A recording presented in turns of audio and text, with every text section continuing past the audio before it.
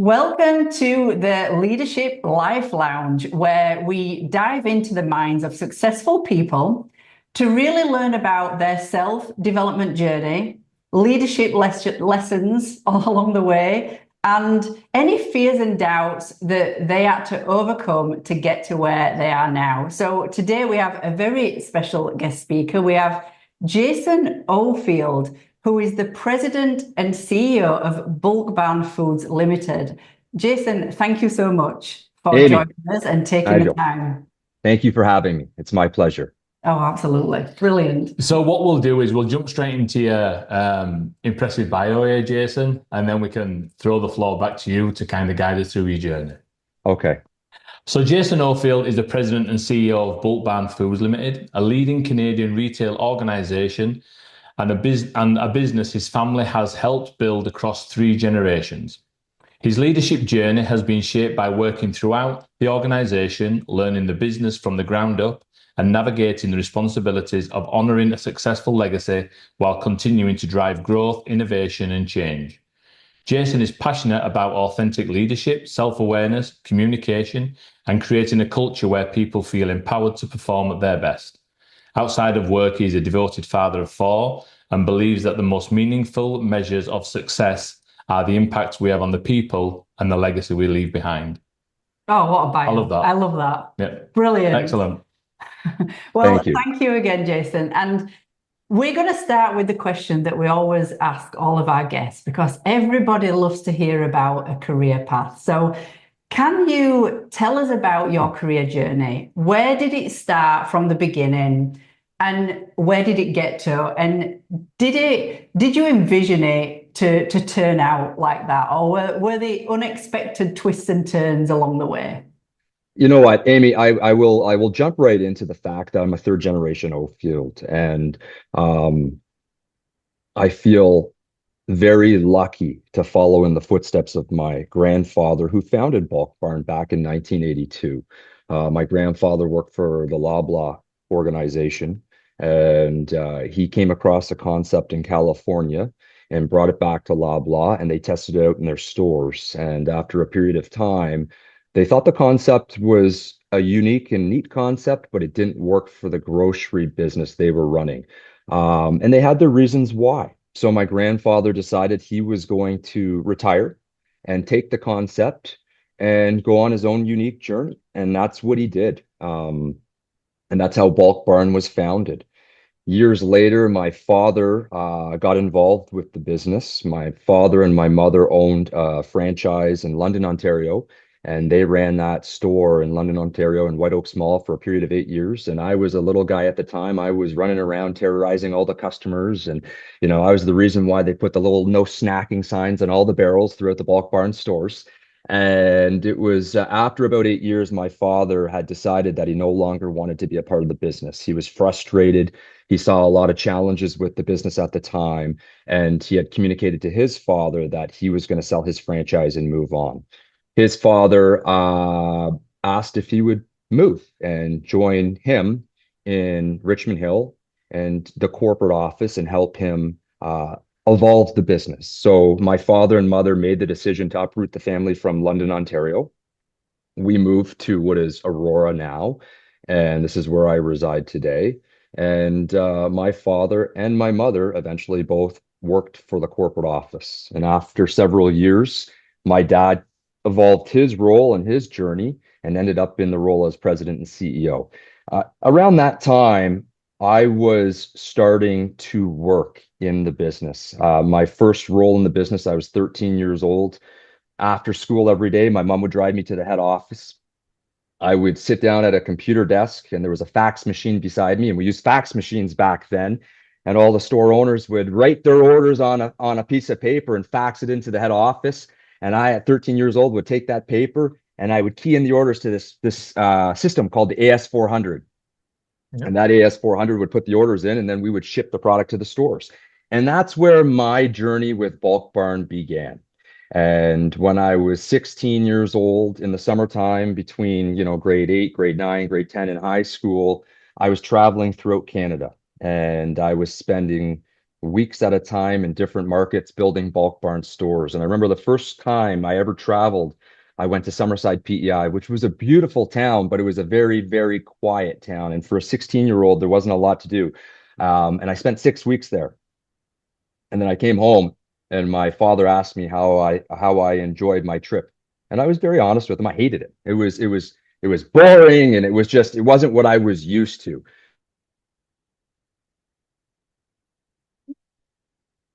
But that's where my journey started. I decided I was going to go to school at Niagara College in St. Catharines, which is an incredible school. I have a wonderful relationship with the school today. I studied marketing at school for 4 years. I loved my time there. And while I was there, I worked in a store in St. Catharines. I learned the operation inside out, and I learned to run the business from a retail perspective. Once I graduated out of school, I moved back home and I started my journey throughout the different. I was named president and CEO in 2017. And it was at a time that was a very, very challenging time for my family. My father was diagnosed with cancer. He was busy dealing with that. I was very young. I had lots of experience at this point in my career with the business. I was more than capable of walking into the role. However, when you have the challenges that you're working.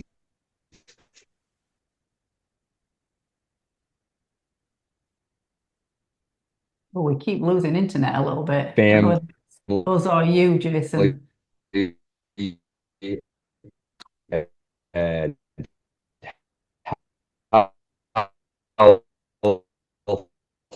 and then the evolution. Did I lose you guys? Yeah, we You there lost you now? times there, but you're back now. Any challenges here, but is it showing it's on my end? I don't know. We're not showing any. It's showing it okay at this It's showing it end. okay Okay, here. I'll keep going. If you have an Yeah, issue, just raise your hand and I'll yeah, pause for a minute. yeah, I'm Okay. That sure. said, I had moved into the role as president and CEO, and that's really where my journey with the business started in a leadership capacity as the head of the business. And my biggest challenge within my career in the period of time I've been in the role is walking into the pandemic. And that period was incredibly challenging. And everybody has a story during the pandemic period, much like I'm sure you both do as well. Um, we're a bulk food retailer, right? And we have these barrels throughout the store that are open, and people are using scoops to scoop product. And there's this virus going around the world, and we don't know how people are getting it. And we were fighting for our lives to keep our stores open, to keep our employees working, to give them an income. And knock on wood, we were very lucky in a sense that we were able to survive. And we did what we had to do. And we made some very, very tough and challenging decisions. But that period of time taught me a lot as a leader, taught me a lot about resilience and challenge and pressure, being in a role where the responsibility at the end of the day falls on you to make decisions that could make or break your business. Um, and we came out of that period and we learned a lot. And we were forced to step back as an organization and look at what areas of the business were opportunities for us to change and become more structured, more fiscally responsible, and make changes that would allow us to continue to grow and evolve. And we came out of the pandemic with more operational soundness in how we functioned. And that allowed us to build. And over the last 3 years, year over year, we've had extremely strong years. And the business is in a place today where it's thriving. And that's the short of my history with the business and how I've evolved through the different roles in the organization. I could talk for hours about my roles and what I did, but I'm just trying to keep it focused so that people can get a grasp for how my journey has evolved during that time period. Does that give you guys a little bit of insight? Yeah, it's Absolutely. brilliant. It's brilliant. And the thing that's just jumped out straight away then, Jason, is when we talk about leadership, we say that leadership is not all about delivering good news. You know, to be a leader and to be a successful leader, you have to deliver bad news. How did you shape that when the pandemic hit and when you were going to stores to literally deliver bad news to hundreds of people potentially? It's funny because I come from a generation where communication through video and meetings is, in my world, just the norm. My father came from a generation of leadership where it was a letter. If you had to communicate, you wrote a letter. Write a letter. A letter tells them what they need to know. And when I got into my role as president and CEO, I started hosting State of the Union meetings, and I started hosting these town hall meetings, and I started having these regular Zoom call type meetings with all of our store leaders. And our business was evolving and transforming from a franchise model to a corporate model. And we had our reasons for doing that, and it's worked out very well for us. But that said, there was a massive shift with the culture taking place at the same time. All of this was happening during the pandemic. I would host regular calls on a weekly basis. And I was hosting these calls from my home. And at the time, I had three little kids that were at home. They weren't in school because of the pandemic. They were running around. In my office, I had doors. I had a belt tied around the door to keep them out. Quite often during the calls, you'd hear screaming. You'd hear what sounded like murder in the background. It was the children. And you know what? I'm trying to lead and I'm trying to give guidance and be the voice of reason, the voice of calm during what was a very, very challenging and stressful period for a lot of people. Mm. And these were the types of things that I was managing. And I know what I really took away from that period for myself as a leader was that, and this is something that I've developed as a bit of a mentality, and I truly do believe this. I don't believe you can lead others if you first can't manage and lead yourself. Mm. And I think as a starting point with anybody who wants to be a leader in life, you have to look in the mirror and identify whether or not you are being true to yourself and how you're living your life.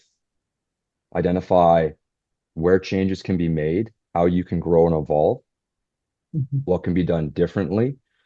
And this was something for me that I really looked at and thought, okay, I can make some serious changes with my lifestyle to be a better human. And when you are trying to manage a household with kids, you're trying to manage a business, you're trying to be the best possible partner for your significant other, and you're trying to manage your own health and well-being, Mhm. things can slip pretty quick. Yeah. And you have to look at what can I do differently? And I talked a little bit, Nigel and Amy, with you guys about some of the reading that I've done in my life. And I'll give you a little bit of background, and I'm going to jump around here a bit. So just feel free to That's fine. back Yeah. into Jump into the away. Love it. into the Love it. conversation. But when we were in the pandemic, I was working from 5:30 in the morning till 9 at night. We have stores in Eastern Canada, in Newfoundland, and we have stores on the West Coast on the island. So the time difference was impacting me in such a significant way. And I needed something that I could do for myself that would take my mind off the business and allow me to have a little bit of growth in my life because it just felt like your world was caving in. Um, I'm an avid reader, and I learned that reading could be a huge lifeline for you in your career development. And that was something that I picked up coming out of college because when I was in high school, to be honest with you, I didn't do a lot of reading. I thought I was going to be a professional hockey player, and that never came to fruition. And I realized pretty quick coming out of school that if I don't start reading and learning from others that have taken the time to put their experiences in books, then I'm not going to get very far. And I didn't want to rely on my name. I wanted to show people that I was more than capable in my role. And that was a big vulnerability for me. And that was something that drove me. Um, During the pandemic, I read a book called Limitless by an author named Jim Quick. Yeah, And I've read that one. it's a great book, and It- Jim is an incredible human being, and Jim offers a speed reading course online. So I signed up for that speed reading course, and I took it during the early stages of the pandemic, and it allowed me to consume massive amounts of information at a rapid rate. And I got to the point where I was reading 2 to 3 books a week, Wow, and that's it crazy. the power of information is that it compounds over time, right? Mhm. So when you start reading information and it's allowing you to build knowledge in areas that you may not have any experience or exposure to, Right. it's going to give you a different perspective, whether it be on life, business, relationships, parenting, How do you keep 6 kids in line when you're losing your mind? Whatever it may be. And for me, that was really, really helpful. So for anybody who's looking to make a bit of a change, I'd recommend, Limitless by Jim Quick. His speed reading course is easy, and speed reading is a skill just like learning to ride a bike. If you work at it and you dedicate yourself to it, you can pick it up, and then you can consume information at a rate you never thought possible, and it will change the way you function. Another book that I really love, and just some of these books I'll quickly show you here, Carol S. Dweck. It's called Mindset. Carol S. Dweck. Oh, I've not seen that one. Carol S. Dweck is an American psychologist, and she developed a theory that there are 2 types of people in the world. You have individuals that have what she refers to as a fixed mindset, and then you have individuals that have a growth mindset. The individuals with a fixed mindset are the individuals that believe they are born with a certain level of intelligence, a certain level of abilities, and they'll never change. Then you have the individuals who carry this growth mindset with them. They're the individuals in life that know that through their efforts, they can grow and evolve over a period of time. And that's what I really love about life, is if we really step back and look at our own lives, we have the ability through our decisions, through our efforts, to make incredible progress in whatever it is we do. So at the core of every individual in this world that wants to be a leader, I would say to you, step back and look at your life. Look at how you're living, your habits. Did I lose you guys? Oh, we're still in. Yeah. Oh, We're good. I'd say look at your habits, look at how you're living, and start there. Start there, and make the little changes that are going to allow you to progress. And I believe that's very powerful. So for me, that was a game changer.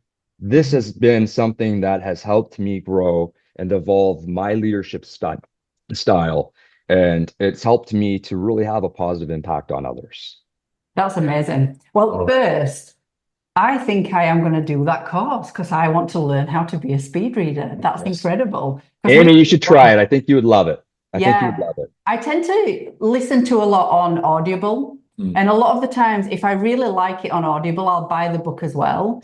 And sometimes I heard, like reading and listening to it at the same time can be incredibly helpful for it to go in. But yeah, we love books, don't we? So the speed reading bit would be great for me because I get into a book and then something will come up and I'll have a big window of pause and I'm like, oh, I'm literally flicking back 5 or 6 pages and starting again. So I think a lot of people do that. But that's incredible. And I think I love what you talked about there with the growth mindset, because that is exactly what we are trying to do here. Habits are just habits that have developed from decisions and patterns over time, and they can be changed. There's absolutely nothing about us that is really permanent. We're developing and we're changing all of the time. And I think once you start looking at your life in that way, it's incredible what somebody can achieve. And it's the reason that we do these interviews, Jason, because when you hear somebody like you who people think, oh, well, they're a CEO and, they've had opportunities that have put them in that situation. It's really not. It's about a mindset of growth and how you can really pull from different aspects of the things that have happened to you and become self-aware of your own fears and doubts and the things that you need to get better at to adapt in certain situations. And what you've just explained there has just absolutely nailed it. That's exactly what it is. So thank you for that. You're welcome. I do want to dive back into when you were younger, when you touched on in your younger days and like just for anybody early in their career. And I guess the effort and the mindset that you had back then, that you kind of were thrown into this industry and you went into work and this was kind of all you knew. Were there a time when that felt like, okay, this is my world, this is the only thing I understand, but you had, I guess, a bit of a shock that made you realize, oh, actually, I do need to step it up and learn something else if I'm going to go in this direction. Yeah, I'll tell you a couple unique or at least fun stories for me in my career development. I'm not naive to the fact that I was born into a situation that I am very grateful and lucky for. Being the son of a second generation Ofield who had a business he was running, and having the opportunity to be a part of that is something that I know not a lot of people have. That said, I carried with me a huge insecurity around the fact that that was my story. And I was going to be damned, pardon my language, if anybody was going to look at me and say the reason why that guy is in the role is because of his last name. I was going to prove beyond a reason of a doubt that I was more than capable and that individuals understood my skill, my effort, my drive, my determination. They would look at me and say, yes, he is a third generation Ofield, but he's more than capable and he's doing a great damn job. That's what I carried with me every day. I wasn't always sure what I wanted to do. I was in school and I wasn't sure that I wanted to be a part of the family business. My father was adamant I'd be a part of the family business. And I think for a lot of families that have businesses, I think that might be a pressure point for a lot of young children. You're going to be a part of the family business, or you're going to, you're going to work on the farm, the family farm, whatever it may be. You hear that story time and time again. And I'm a true believer that you have to find a purpose in life. You have to find something that you can really get excited about, that makes you want to wake up every day. And we've heard this a million times before, but I believe it and I support it. You wake up every day and you're excited to do what it is you do. You're passionate about it. But more importantly, you see a purpose behind it. And for me, I do believe that as we grow and as we evolve as human beings, that purpose will also grow and evolve. And when I was younger and I watched my father lead the business, I admired how he functioned as a leader and as a mentor. And my life goal at that time was to become a leader myself. And I wanted to be the next leader of Bulk Barn. That was something for me that I carried when I was younger. But as you grow and as you learn more about who you are as a human being and more about life, and then you start to piece together what you truly believe to be your purpose in life, things can change. And for me, as I've grown and evolved in my role as a leader, leading Bulk Barn is an aspect of who I am today. And it is one of my babies. And I am more passionate about the business than anybody you will meet, including my father. And he knows that. He admits that to me. You're more passionate about the business than I ever was. I think it scares him a little bit. But that said, the biggest purpose behind leadership for me today, behind what I see as an opportunity, is showing people, much like you two and what you're trying to do with your business, that if you carry the right mindset and you have a true vision for where you want to go with your life, you can do it. Mm-hmm. And that's what I want people to take away from this discussion today. It is that you can do whatever it is you truly believe you want to do with your life. Life can be challenging. Life can be hard. There can be those moments where you want to give up. But if you're dedicated and you have resilience and you persevere, okay, you can do it. And that's what I want people to understand. And I truly believe that. We've all had those moments in our lives where, the world's dark and you wonder if that sun's going to come up tomorrow and things are going to be a little different. Is this going to get easier? Why can't I catch a break? And I truly believe that we all face those moments at different times. And for anybody who wants to pursue a path where they're leading others, that's what you have to keep in mind. Yeah, I love that. 100%. And I love the fact that you mentioned there, Jason, that the whole, yes, you did come into this business, but there's things that you've done, certainly that I've kind of researched on since becoming CEO or since transitioning into that position, like the rebranding, the bringing in the recyclables, so, thinking of the environment and everything else. I think that's credit as well. A lot of people potentially could walk into something and think, well, I've just literally got to be the face of it. But to be constantly looking at stuff, how can I make it better? How can I move the needle? Mm-hmm. I think that's credit to your passion that you have for this. Mm-hmm. And just on that as well, what's your assumption? Because I know that a few years ago, you went back to some of the stores, more or less to say, with some of the media team from Niagara College to say thank you to the staff for what you've done, how Yeah. you've where we need to be. But in like an assumption, what's your feeling of how important the team are that you've got, and how have they got Bulk Barn as a company and you as a CEO to where you need to be? You're Lost you again, but hopefully you're coming back. you're Oh, there you go. there you go. You're back. Can you hear me? What I was going to say, Nigel, and I think it's a really important question that we're going to answer here. Your leadership team in your business is what will determine the success of your business.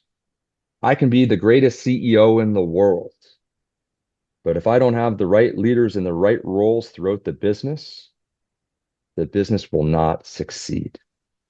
And I'll give you a very simple perspective. You could have the most skilled hockey team, but if you don't have the right coach, chances are pretty good the team will not succeed. We have a retail business, we have retail stores. If I don't have the right store leader in place, chances are pretty good that store is not going to thrive, which means the customer experience is going to suffer. And the customer experience in our business at the end of the day is the most important aspect of the business. If you walk into a Bulk Barn and you have an incredible experience and you walk up and down every aisle and you're blown away and you walk out of the store and you tell your friends, I was in Bulk Barn yesterday and I had such an incredible experience. The staff were so delightful. I found everything I was looking for. And then I found 15 other items I didn't even know I needed. And I walked out of there. I can't believe I spent as much money as I did, but I'm really, really happy. And you guys should go there and check it out. That's an amazing customer experience, right? To be fair, that's the Bulk Barn effect. It is. Right. Exactly what it is. Yeah. You definitely walk out with more than you wanted. You go in there for some almond flour and you walk out with 15 other products. Yeah, especially if it's your kids with you. Yes. But that is the beauty and power of leadership, right? Because if you walk into a Bulk Barn store and that store doesn't have the inventory that you're looking for, and the store staff are not friendly, and the store maybe isn't clean, or at least to the expectations of your previous Bulk Barn visits or what you know about the brand, okay, that's going to alter your entire experience. And customers today are finicky. All it takes is one bad experience with a brand and you move on, because there's so many different options out there in today's, retail environment. And that's why we hold such a high standard for our business. And that's why I spend so much time traveling on the road, visiting our stores, talking to our leadership, team, whether it be in the stores, the staff, the frontline team members that are really making the business thrive, and looking at, are we doing what we need to do, and what can we do differently? How can we evolve? How can we get better?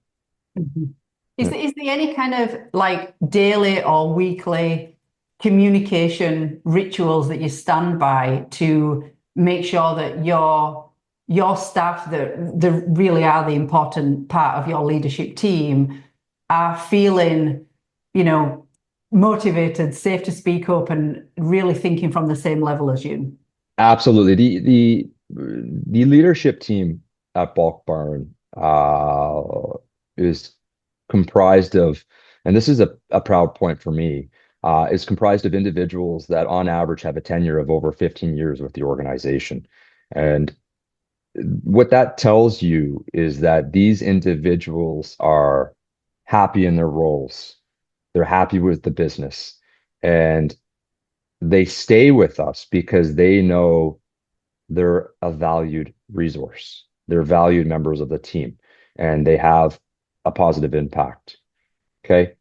I may be the president and CEO of Bulk Barn, but I'm not naive in thinking that I'm smarter than each of those individuals in their special area of expertise. I have a team member that drives real estate. I have a team member that drives store development. I have team members that drive store operations. Okay. These are individuals that are specialized in these certain areas of the business. And if I try and impede on their abilities, that's when you can mess things up. I rely on them. I have confidence in them, and they have confidence in themselves and their own abilities. And they know that they can contact me at any given time. And they know that I'm also going to contact them on a daily basis. And we're going to have conversations about what's working, what's not working, and how can we evolve. Yeah, definitely. So, go on. I want to get back into. Have you got a question? No, no, I'm going to take it a different direction right now. No, just before we just closed on that one right quick, I was just going to ask is there some kind of process, some kind of mission statement that, the whole team at every level kind of adheres to, or is there something from a leadership standpoint, do you do workshops, seminars, presentations, like anything that you have there within the whole organization to make sure that the team at all levels have got leadership, forefront in the thinking? When you're driving a business, I think it is vitally important that everybody understands the direction of the business, the mission. What are we trying to accomplish? During the pandemic period, it was simply survive, right? And you were looking to cut all capital expenditures, manage cash flow, keep the stores open, service customers. And we had to make some tough decisions. We had health inspectors come into our stores and say, you cannot allow customers to touch the scoops and scoop their own product. That's our business model. Yeah. That is literally our business model. And we were forced to make decisions on how are we going to keep our stores open? How are we going to service our customers? But they're not allowed to touch the scoops. And what we ended up doing was providing every customer with their own personal shopper. So when you walked into a bulk barn, you were handed a mask, a pair of disposable plastic gloves, a shopping cart, and a customer or a staff member would walk you up and down every aisle and ask you what you were looking for. They'd scoop the product for you, and then they would check you out at the till when you were done. And funny enough, what area of the store do you think was most impacted by this customer experience in a negative way? What area? What area of product? Yeah, what area? Like flour and baking and all that. That was an area of the business that thrived. Everybody was baking at home. The area that actually saw a negative, of course, everybody learned negative impact. I imagine like the dog treats thrive because everybody seems to be buying dogs. Yeah. The area that actually was negatively impacted was candy. And it was because people were embarrassed. They didn't want to walk up the candy aisle and tell somebody, I want 3 pounds of gummy squirmies. And so we saw a little bit of pullback in that area. And as soon as we flipped the switch and went back to the model that represents who we are today, where people could shop on their own, our candy sales took off. Anyways, that said, my point is that it depends on the mission of the business. And with any business, you're going to go through different stages, right? And it's the leadership's responsibility to identify the challenges and the change that may be necessary. And when we went into the pandemic, we knew what our challenges were going to be, and we identified the changes we needed to implement. So that communication went through the organization. And then when you're coming out of the pandemic and you've rebuilt the structure and the routines and the disciplines, and now you want to go back into what we would refer to as growth mode, then you're going to communicate to the team, okay, here are the changes we are going to make, and here's how we want to move forward. And then it's up to the leaders throughout the organization to disperse that communication and manage in a way that's going to facilitate the mission. And that's how it flows. That's within our organization, how the business flows. And it works extremely well for us. And the caveat to all of it is at the end of the day, I spend a lot of time in the stores speaking to our team members on the front lines. And the reason why I do that is twofold. Number one, I want to ensure that our standards are being met and maintained. I want to ensure the customer experience is what we expect it to be. But number two, and the more vital point here is the wealth of information you get from your team members on the front lines is what will allow you to drive and evolve your business in ways you could never imagine. Because those team members are a direct link to your customers. And those team members are going to be the individuals that are the voice of reason for you when you're trying to make those key decisions that are going to shape how you move forward with your business, your strategy, and whether or not you're going to be around 10 years down the road. Yeah, love it. Love it. So I want to dive back into your self-development. I really like the self-development and the journey of that. Was there a time that you can remember that stands out to you because it was a challenging point where you were called out on something that you had to improve on, and if it impacted the way that you led? Maybe it was a bad situation that you didn't lead in the best way, or how you would have preferred to do something that better maybe, and that took you in a different direction and really helped you discover that next level of the leader that you became? Public speaking. Let's talk about Yeah, let's talk about public speaking. public speaking. The Yay. big one. I am I am a very outgoing human being. Um, However, much like most individuals today, whether it be in business or in any aspect of your life, there was a period of time where public speaking for me was an extremely scary thought. And when I was young and getting involved full time with the business after I got out of school, we were preparing for a franchise meeting, and I was in my first true leadership role within operations. And I was told that I would be giving a speech at a conference on all things operations, and it was going to be a 45-minute speech. And up to this point in my career, I had never given a speech of that nature. And that was a really scary thought. So I had two choices. Is this really what I wanted to do with my career? And am I capable? Well, that was the moment. That was Amy. No, this is what going. I don't know if I want to do this anymore, right? That's what you start thinking, and whether or not I was capable.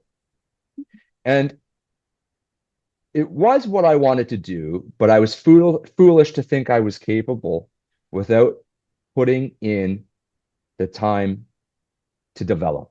Mhm. And what I realized pretty quick was I didn't have a clue regarding the art of public speaking. And it really is an art, right? Mhm. You don't just get up and talk. Mhm. There's much more to the art of delivering. I hired a public speaking coach, and his name was Richard Peterson. And Richard spent a lot of time developing my skill. And Richard had an incredible way of conveying the importance of preparing and development. Everything from the topic you're going to share, how you deliver it, how you pause. I remember he told me a story when I first met him, and he came in and he sat down and he told me the story about a script writer who was trying to sell his script.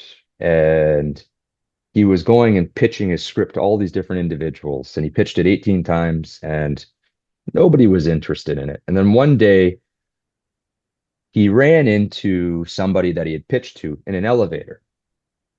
And the gentleman said, "Hey, did you ever sell that script you wrote on that? What was it about again? That mechanical shark?" And the scriptwriter says, "No, it was, yeah, more or less that's what it was. It was a script I wrote on a killer shark that terrorizes the resort town." And the guy said, "Pardon me?" And he said, "Yeah, that's what the script was." He goes, "No, you spent 20 minutes talking about some mechanical shark and how the shark works." And the scriptwriter said, "Well, it's about a a killer shark that terrorizes the resort town." Turns out that was the movie Jaws. And that gentleman pitched that script many times and nobody bought it because of how he approached his pitch. And Richard's point was there's an art to public speaking. And you could have the most important message in the world, but if you don't know how to convey that message, then you're going to lose your message. And the Yeah. individuals that are listening to you will not take away what you want them to take away. And Mhm. for me, that was a powerful and pivotal moment in my career for a few reasons. Number one, yes, because getting up on stage and speaking was vitally important to my success. And my father had told me that he didn't want any wigglers up there. And I said, "What's a wiggler?" And he said, "Somebody who freezes and wiggles." And I said, "Okay, well, I don't want to be that guy." And number two, being a leader is also about having the ability to identify when you need to speak up and when something needs to be said. And to your point, Amy, whether it be the good moments or the hard moments. And, Nigel, you talked about that as well. Having the charisma, or at least the poise, to deliver the right type of message at that moment when it's required is something that not a lot of people can possess, but anybody can learn it. Yeah. Exactly. Yep. So, I love that. I'm trying my best to teach people about the fact that communication is not a trait. It's not a personality trait. And I just love that how you've touched on that. I got goosepimples then when you were telling that story, because so many people will look at you and think it's just a natural ability because yeah. you've got to where you are. That was a natural trait that you had. It's not. It's another thing that you have to learn, and it's a skill that you master and keep practicing. You And you know, start at the beginning. yeah, like my very first speech, and I do this all the time when I'm public speaking. I'll take plants in the house and set them up in different parts of the room. And when I'm practicing what I'm conveying, I'm working on everything from my message and what I want to articulate to how I'm approaching my angles with the room. And the plants are my witnesses. And I've killed a few plants because I've rehearsed so many times. So, anyways, that's for me, that was a really big pivotal moment in my career with my abilities. And as I look to the future and I want to do more public speaking and spend more time speaking to others about their purpose in life and not being afraid of failure and going after what it is you want to go after. We got one life, right? Some people live 50 years. If you're lucky, you might live 80 years. And for a lot of people, fear of failure stops them in their tracks from pursuing their dreams. Yeah. Yep. 100%. And for me, I want to be a voice of reason to push people and say, give it a chance. Mhm. You'll get something out of it. You may not always succeed your first or second or third time, but that failure is going to teach you things. It's going to give you lessons that you can take away and learn from. Yeah. Yeah. I think so many people are just scared of sucking at the beginning. But that's the journey. And I think so many of us think that everybody's thinking about us and they're not. Yep. Everybody's That's too busy thinking about themselves. absolutely right, Amy. Just get out there and suck for a bit, and then suddenly everybody will turn around and you'll be That might be great. the message right there. Get out there and suck for a bit, but you're Yeah, going to take that's something away it. from it, right? Yeah. Yeah. But it's true, though, isn't it? Like someone said that, failing don't make you a failure. It's just part of the journey. You're gonna have nobody's ever been born perfect and been able to do everything amazing. With public speaking, imposter syndrome, whatever it may be. It's just that ones that can get to the next level are the ones that find a way to overcome that. Like I said, with the public speaking, it can freeze people, it can stop people's careers that could have been so amazing. When you look at every successful leader in every aspect of life, whether it be business, or in politics or in sports, there are those moments where those individuals were not successful. Well, there's those moments where it's, where the well-known story is the Michael Jordan who got cut from his high school basketball team, or Kobe Bryant who, when he first went to the NBA, his first year was dismal at best. Failure is a part of the journey, right? Mhm. Failure is a part of the journey of life.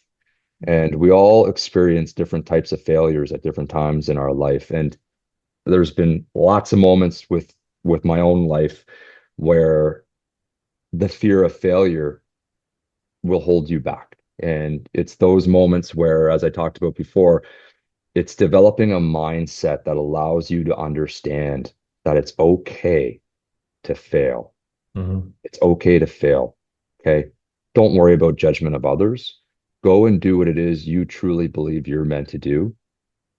And you will learn from that. Whether it works out or not is to be determined, but put the effort in. And if you truly believe in yourself and you put that effort in, chances are pretty good something good will eventually come of it. Yeah. Yeah. 100%. I love that. I think my mindset with failure over the years, and especially over the last 8 years, it's about like knowing that failure is part of it. You're going to fail, but it's that time between when you fail and how quickly you can change your mindset into positivity to get over it. And shortening that gap as much as possible is the real skill. It's not the failure, it's just how quickly you can recover and move on. And that's really what I say we've both worked over the last like 6, 7 years, definitely. So Absolutely. And that's the benefit also of having somebody in your corner that is a mentor or a coach. And for a lot of individuals, when you can obtain feedback, that is an area that's going to help you. And nobody likes criticism, right? Criticism can rub anybody the wrong way. And we've all had those moments where somebody gives us feedback that we view as negative and we don't like it. And you have to fight through the initial response, which in most cases might be just human nature, is you want to push back. But when you realize and you can take criticism in a constructive way and an individual sharing with you their point of view, and you take the time to comprehend what that human is sharing with you, and then you turn around and use that as a stepping stone, that's an advantage. That's a huge advantage. And I listen, I'll share a story. I work with my dad, and I've worked with my dad for years, and I love my father, and I am so grateful. And if I were to look at my life and say, what is the best thing about my career? It's working with my dad. And if I were to look at my life and say, what's the worst damn thing about my career? I'd say it's working with my dad. Okay, it's both. It can be both at any given time. And my father will not hesitate to criticize me. He will not hesitate to say, you didn't do that right, or you could have done this differently, or I expected better of you. And that's been my career path. And I'm lucky that I've had that in my life. It's allowed me to develop thick skin. It's allowed me to know the moments where I was off the mark and grow and evolve and learn from my failures. He's pushed me at times when I didn't think I could do it. And he's also shown me those decisions he's made throughout his career and the failures that have come that I can learn from. And, not everybody has my situation. And that's why I would say pick books up, read books. Books are the greatest insight you could ever get your hands on. And there is no shortage of excellent books out there today that give you the guidance and insight from individuals that just want to help you succeed. And it's like, Napoleon Hill, Think and Grow Rich, one of my favorite books. I have that at the side of my bed. It's such an incredible book. He's such an incredible author. I got Winston Churchill, The Power of Words, all of his speeches. And, Winston is a leader that I admire simply because, he had a war cabinet that wanted him to sign a treaty with Hitler at a time when, he was the only individual in the room saying, not a chance, not a chance. Okay. And, you think about what if he did sign that? Where would the world be today? Oh, it's scary, a scary thought. And we talk about habits and, another powerful book by an author, James Clear, Atomic Habits. And yep, read that one. James is just, an individual who talks about little changes in your life on a daily basis and how they compound over a period of time. And that's the type of stuff that you take away and you go, I could do that. I can wake up every morning and do 20 minutes of cardio to start my day. And then a year down the road, you look in the mirror and you've transformed a part of yourself. That's the journey of life and how incredible it truly can be. But it starts with you. And that's why I always resort back to, you can't lead others if you first can't manage yourself. You have to be capable of that.